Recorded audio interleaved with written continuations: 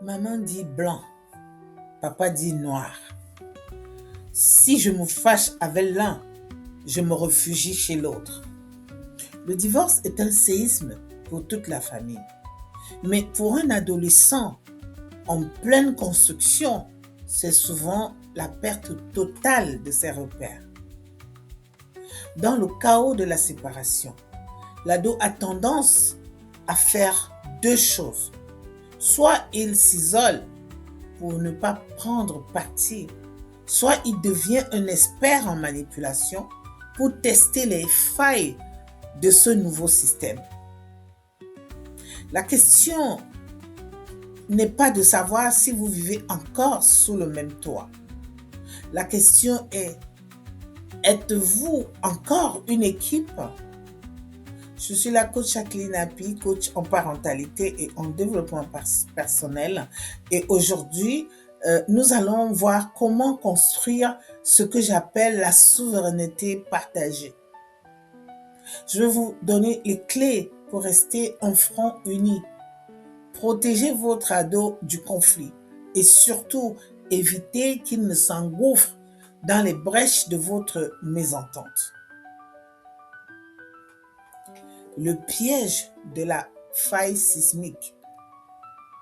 Pourquoi est-ce si difficile de rester unis après un divorce? Parce que la douleur du couple prend souvent le dessus sur la mission de parent. Le mécanisme chez l'ado.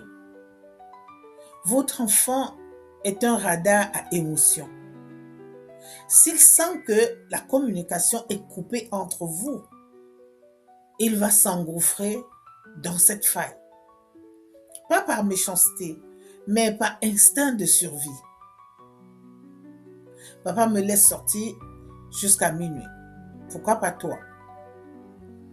Si vous ne communiquez pas, vous allez vous justifier, critiquer l'autre et voilà, l'ado a pris le pouvoir.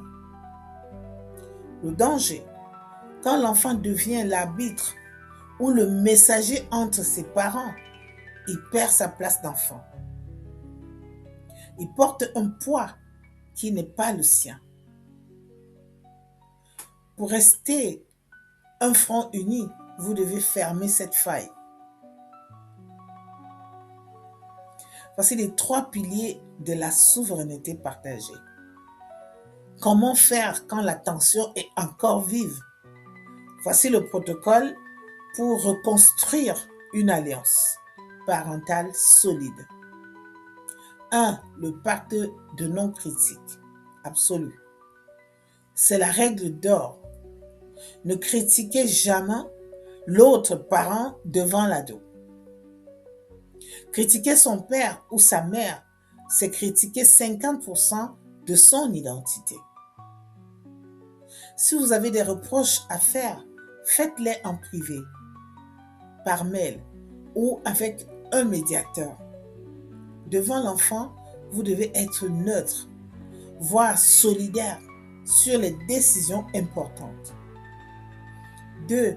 La circulation de l'information, le pont direct. L'ado ne doit jamais être le facteur. Ne dites pas, dis à ton père que utilisez des outils neutres, un agenda partagé, un groupe WhatsApp dédié uniquement à l'organisation ou des mails factuels. L'information doit circuler de parent à parent. 3. L'alignement des valeurs.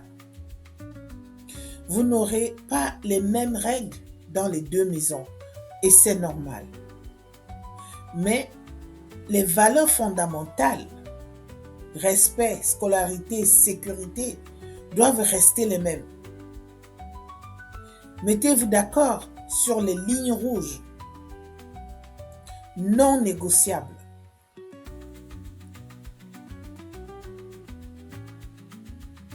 Gérez les tentatives de manipulation. Que faire quand votre ado essaye de vous opposer? Voici la posture de la mère souveraine. la validation croisée. Exemple concret. Votre ado, mais papa a dit que je pouvais avoir ce nouveau jeu vidéo. Votre réponse, c'est intéressant. Je vais appeler ton père ou lui envoyer un message pour qu'on en discute ensemble et on te donnera notre réponse commune demain. Pourquoi ça marche? 1. Vous ne dites pas non tout de suite. Pas de conflit immédiat. 2. Vous montrez que vous parlez à l'autre. La faille se referme. 3. Vous reprenez le temps de la réflexion. Vous reprenez le pouvoir. Même si vous détestez votre ex-conjoint, pour votre enfant, vous devez être une entité décisionnelle. C'est ce qui le sécurise.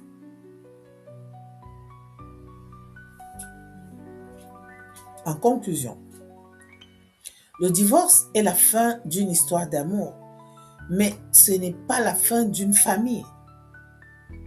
Votre ado a besoin de se sentir ou de sentir que malgré la tempête, les deux capitaines du navire regardent toujours dans la même direction quand il s'agit de sa sécurité et de son avenir. Soyez le parent qui fait le premier pas vers cette collaboration. C'est le plus beau cadeau que vous puissiez lui faire. Si vous vivez une séparation difficile et que vous sentez que votre ado est en train de décrocher ou de prendre le contrôle, ne restez pas seul. J'ai conçu un kit de relance de l'autorité pour vous aider à rester ce pilier de stabilité, peu importe la situation familiale. Le lien est juste en dessous de la vidéo. Abonnez-vous pour d'autres conseils de coaching. Laissez un pouce bleu si cette vidéo vous a aidé à y voir plus clair.